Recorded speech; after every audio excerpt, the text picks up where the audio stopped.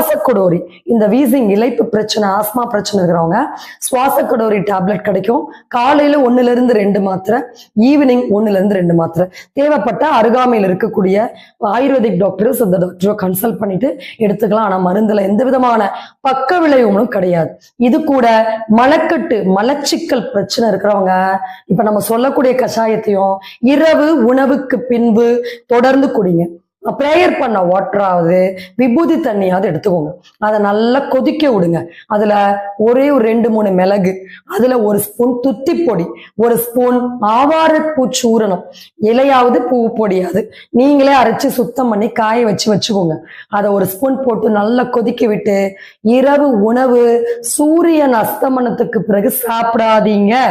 ஒரு நாளைக்கு ஒருவேளை சாப்பிட்டா கூட உடம்புக்கு சத்து கண்டிப்பா கிடைக்கும். மன வலிமை அதிகப்படுத்திக்கோங்க. நீங்க வேலை செய்யுங்க. சும்மா ஒரே இடத்துல உட்கார்